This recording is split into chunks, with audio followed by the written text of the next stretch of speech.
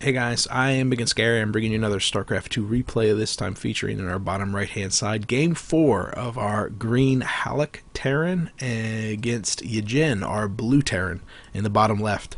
This is Game 4. Yedgin has taken 2 games, and Halleck has taken 1, so it is currently in the favor of Yedgin. This could be the ace match. This could be the final match if Yedgin takes it. It is TVT, though, which was incredibly close last time. Very, very big on back and forth, lots and lots of drops. And this is Newkirk City, which is a very close-by air map. You have 2 Xel'Naga watchtowers, which pretty much cover the entire ground pathways into either base, but the air pathway is kind of hidden. And it is very close by air, so it makes it so if you decide to take a third, it's going to be pretty easy to pressure, just because it's close by air and you're expanding towards your opponent. In fact, the hidden base is often to the top left and to the top right.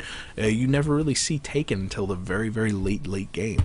And it's just because you have to keep your bases very tight because drop play is so very potent on this matchup.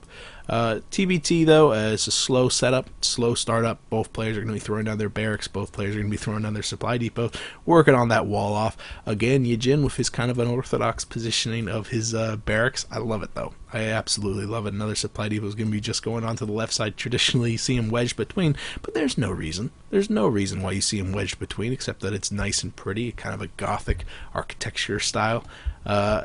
Just to see everything matched up like that. Yedgin just doing a little bit of harassment with his SCV, trying to clean up the SC from Halleck, actually taking quite a lot of damage, forcing 2 more SCVs from being pulled, and it looks like he replaced the weakened SCV with a healthy one, sending the weakened one off to do some gas. Yeah, there you go.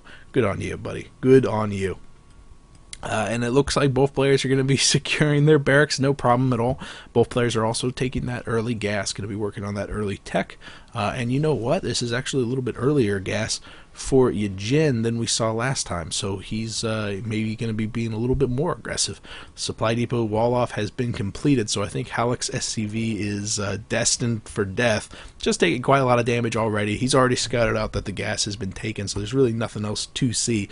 He's going to know that that pressure's coming. He's also going to know that the Marine is coming. I feel sorry for this guy. He's got to be terrified.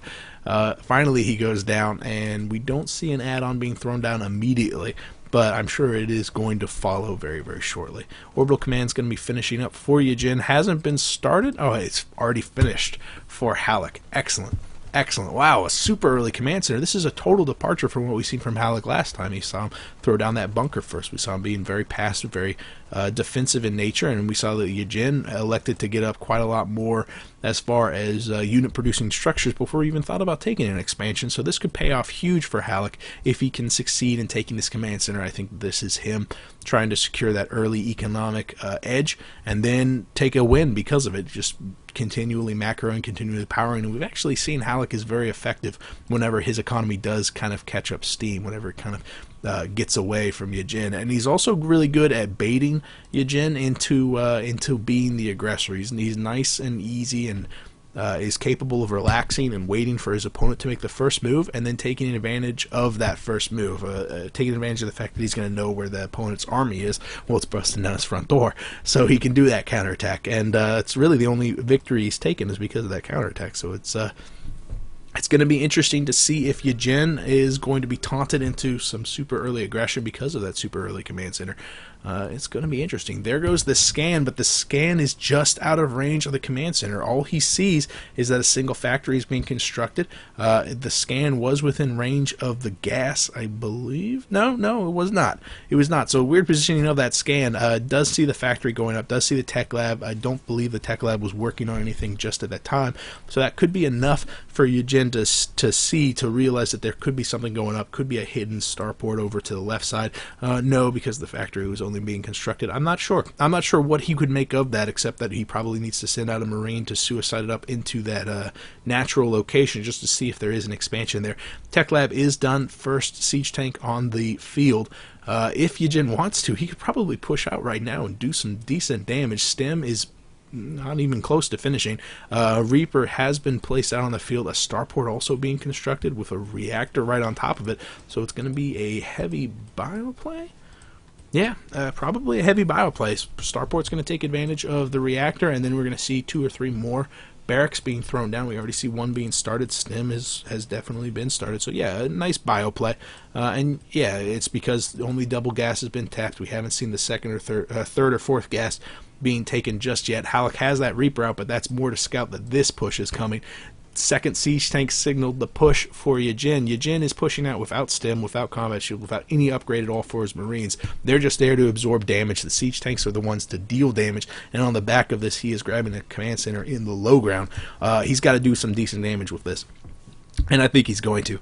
Yedgin has those siege tanks that can outrange the bunker, and the bunker is very defensively positioned to guard more the ramp than anything else. And because of that, the Marines can kind of snake their way along the north side of this and deal some damage to the mineral lines without actually exposing themselves to too much fire from the bunker. Here comes the run by, and yeah, Yedgin just needs to run by. He did scan, but the positioning of the siege tanks makes it so I don't believe they can fire unless... Oh no, this guy's giving them vision. So there goes the bunker. Oh man, the SCVs are being pulled, but they arrive just in the nick of time to not save the bunker. The Marines push forward to walk right into the siege tank line, and this is looking incredibly intimidating for Halleck. All he's got is Reapers to deal with this, but Reapers don't do nearly enough damage versus light anymore. The Marines being very aggressive, pushing forward, not going to clean up the orbital, I don't think, actually taking a little bit of splash damage from the siege tanks, but those siege tanks are going to completely mop up this natural.